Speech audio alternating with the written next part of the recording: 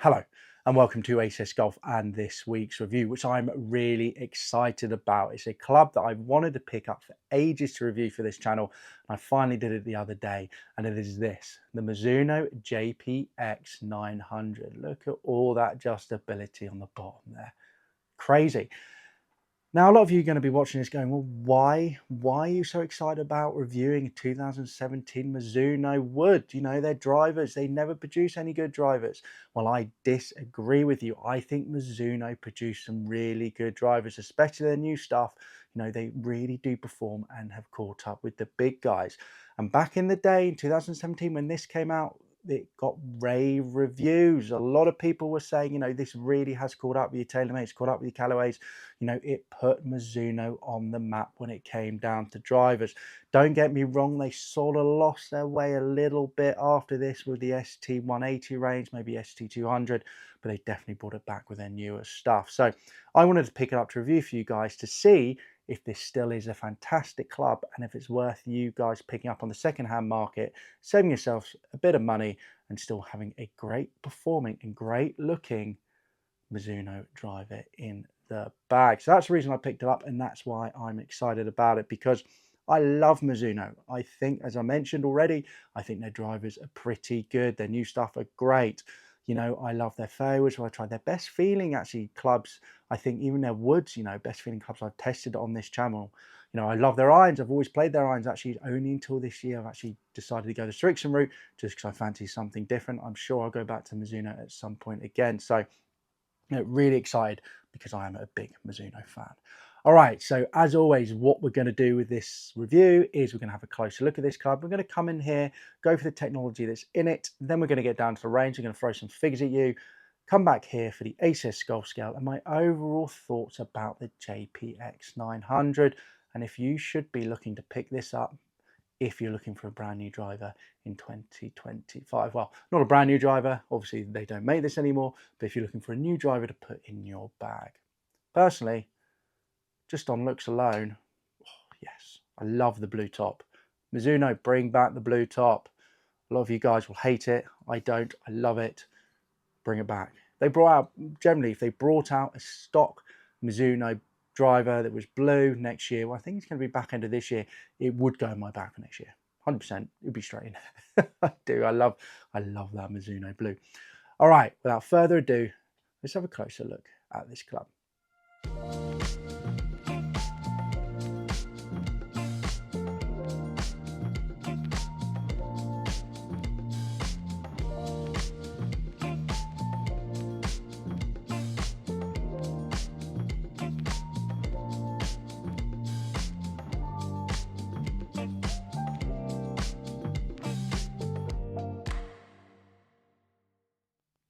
So what a good looking club.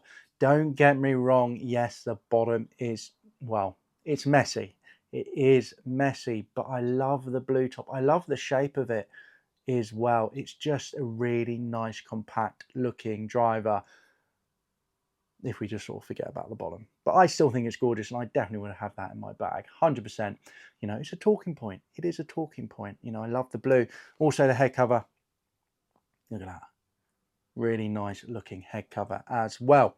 So going into the technology that is in this club, firstly, this is a 440cc head. This isn't the full 460.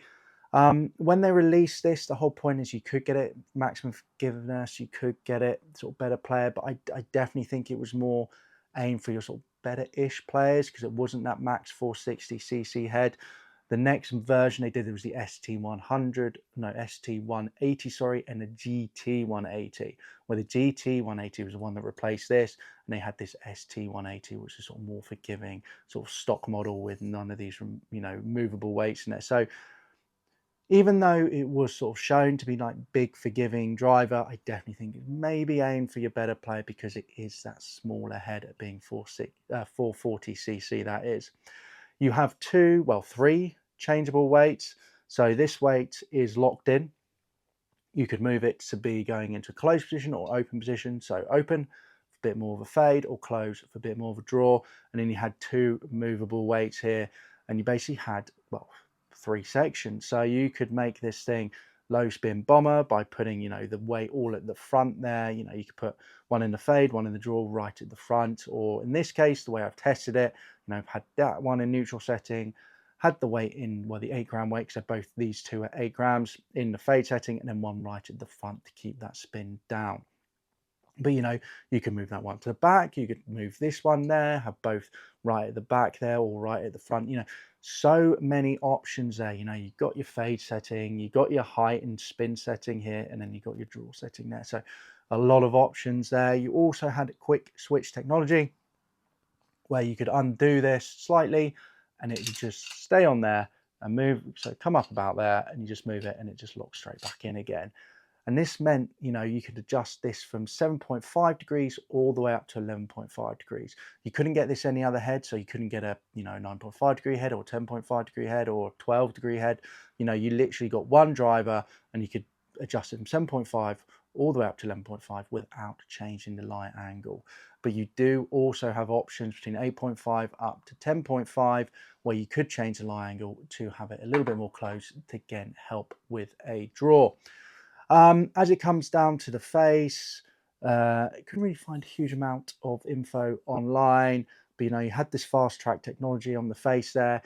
It is all titanium. This isn't a carbon fiber body. They didn't bring carbon fiber in until, I want to say, the ST180. It might have been after that. It might have been ST190, to be fair, when they start bringing the carbon fiber in, like carbon fiber crown. But obviously, they stripped off weight from the top, so they can have this movable weights at the bottom there. So there's all the technologies in there. I know there's probably a lot more, but I generally couldn't find it. It is from 2017 and Mizuno is very good at wiping their old stuff off their website, which is a little bit annoying, or just going through bullet points and not actually explaining it that well. But, basically all you need to know, movable weights, titanium head, 440cc. There you go. There's the technology that's in this club. Now, let's get down to range now. I'm going to throw some figures at you, and then we're going to come back in here for the ACS Golf Scale. All right, see you in a bit. I'm down at the range with the driver, showing you a couple of shots. And having that fade setting, by the way, really did move this ball a bit left to right, which I was very happy with. Normally, I hit a high draw, so yeah, not bad at all. But anyway, let's get into those figures. So on average, I had a carry of 247 yards, total distance 260 yards, ball speed 159 miles per hour, launch angle 9, height 93 feet, and a swing speed average of around 110 miles per hour. Really swinging it quite quickly at the moment, especially the fact it is nice and warm in the UK at the moment. Now, longest was 260 yards, total distance 276 yards, ball speed a whopping 165 miles per hour, while the shortest was 239 yards, total distance 253 yards, ball speed 153 miles per hour. We'll discuss about the forgiveness later on in this video because I did swing that still 110 miles per hour. Overall thoughts about the driver, off the toe, did still come up with that high draw. Not that forgiving, to be honest, and I will discuss that later. But overall, felt nice off the face, felt powerful, was a fun thing to hit, which I really enjoyed. And I quite liked the sound, even though it's titanium, I did enjoy it. Now, here's just a table, by the way, with those numbers in there for you guys to look at. Workability wise with the driver, you can definitely move the ball if you needed to. It's definitely maybe that better player driver, I will say. Overall, really enjoyed the experience, and I definitely think it's still a solid contender, even though it is, well, a good few years old there. The only issue is that shortest number there, not the greatest of forgiveness, but definitely long enough. So not bad at all. Average carry 247, total distance 160 yards, ball speed 159 miles per hour, launch angle 9, height 93 feet. Not bad numbers at all. Definitely came out a little bit lower on the day. I did have this set at 10.5 degrees. I could have lofted up to 11.5, which maybe I should do. And I did have that in the low, mainly because the shaft I have in here was a Kruger cage, regular flex. So I knew this thing's going to flex. It's going to get that ball up in the air, open the club face up, because definitely a little bit too flexy for my current swing speed. So I knew that I didn't need the help of the loft like I normally would to get the ball up in the air. And you could maybe say, maybe I should have lofted it up 9 degrees, but had a few getting up to 12. But yeah, 9's not the end of the world. Normally though, to maximize, I wanted 12, 13. And the results, I did have a little bit of wind in the face as well. So I definitely think I probably got a little bit more carry, a little bit more distance if I didn't have that. So not bad at all. But ball speed, 159 on average, maxed out 165 miles per hour. That's really, really not that bad. So I tested on the same day. I actually tested this in the bag there. It's a DS Cobra DS Adapt LS model. Same day, swinging roughly around the same speed. I think the DS did maybe swung a little bit quicker just because the aerodynamics of it. But max ball speed 168,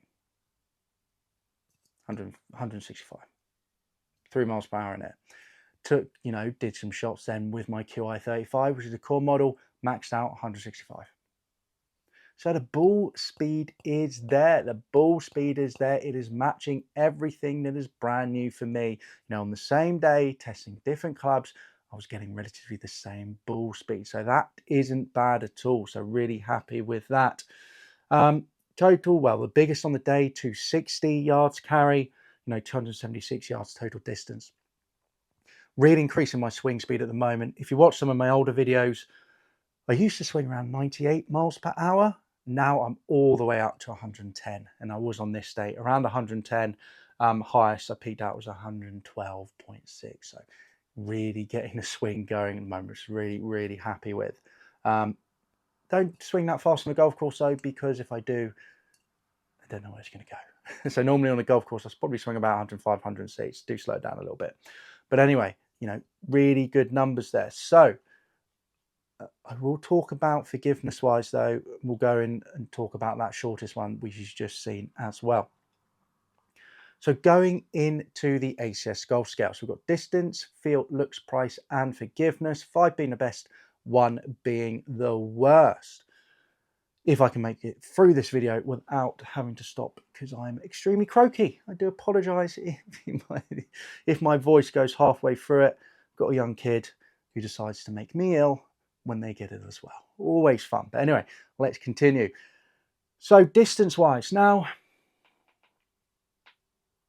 I could, with the ball speed, give this distance maybe a 4 out of 5, like the QI35. Definitely wouldn't say the QI35 go maybe any further, but I've given it a 3.5 out of 5 because I just feel like if you don't hit this right, the spin goes up. I could see quite a few shots where suddenly they're going like that.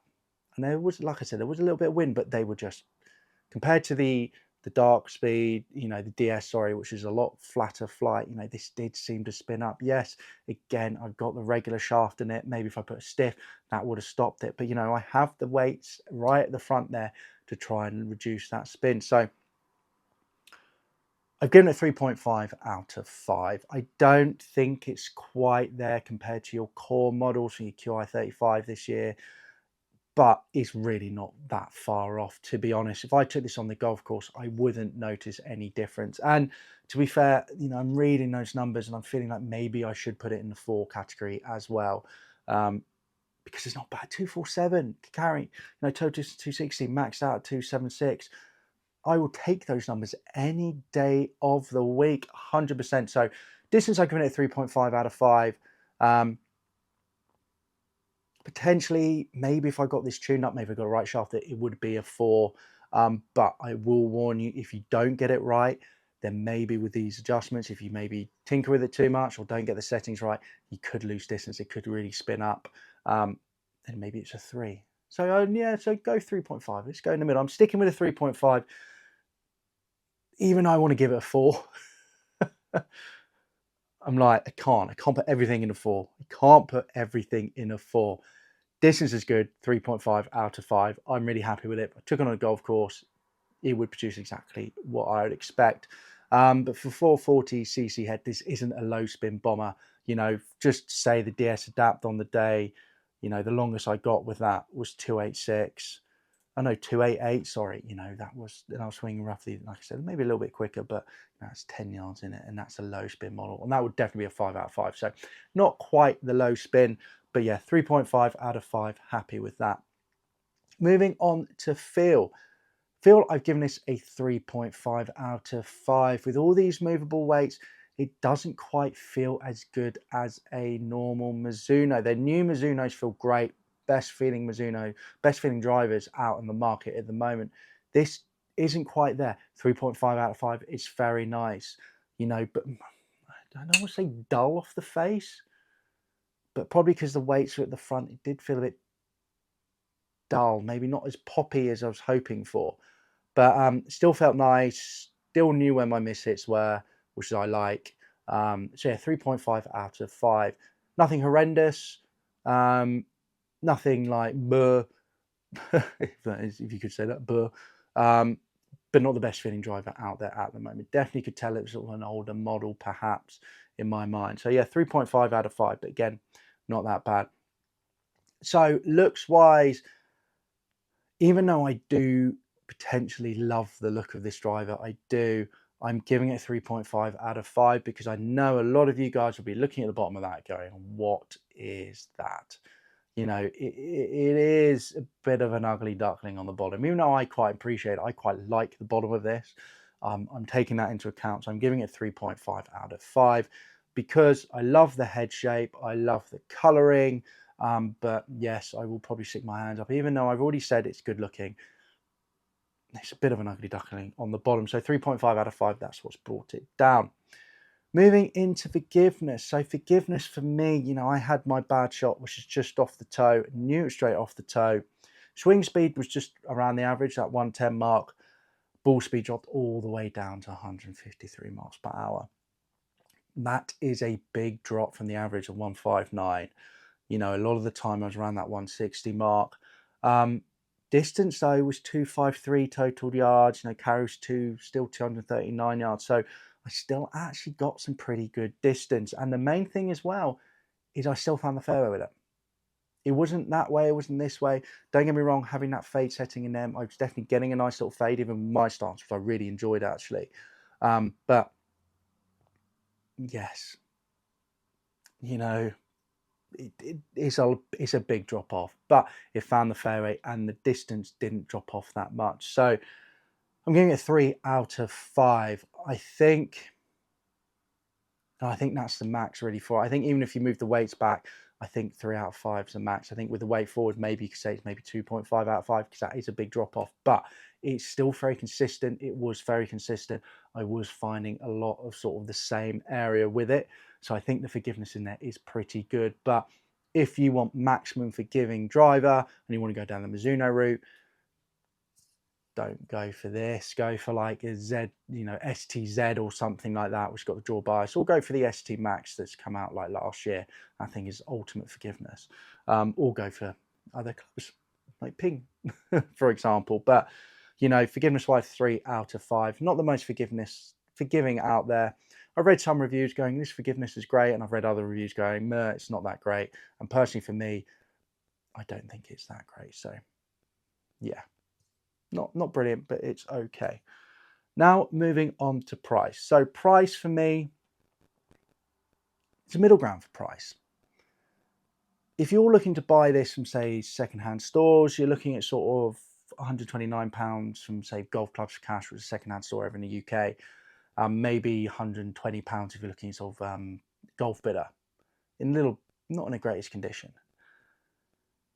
If you go on eBay and you find something that is on an auction, then suddenly, you know, by the way, £130 US dollars, around 160 plus, $160.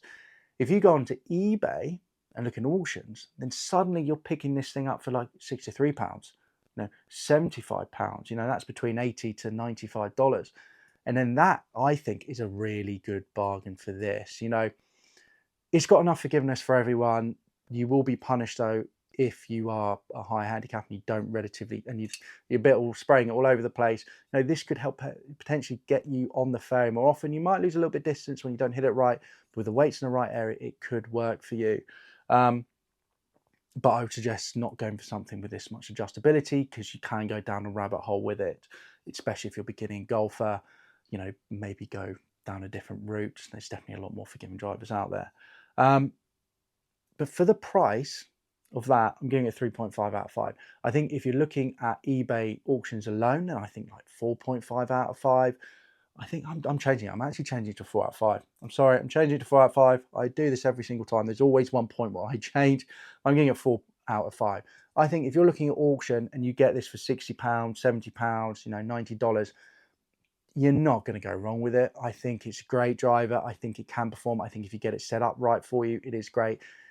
And if you sell it, you're going to sell it for the same amount of money. You're not going to lose anything. So I give that 4.5. And then I'll give it probably a 3.5 from Golf Clubs for Cash, because then there's a lot of other drivers around that price mark. But generally, overall, it's a great driver, I think. So overall thoughts about the Mizuno JPX 900. Is it a driver for the masses?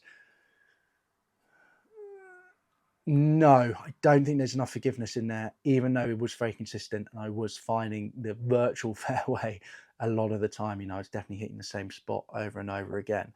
But is it for your sort of average golfer who goes out, plays quite regularly, wants something different, wants to get some good distance, wants to be able to tinker their ball flight and everything like that? Then yes, it is fantastic.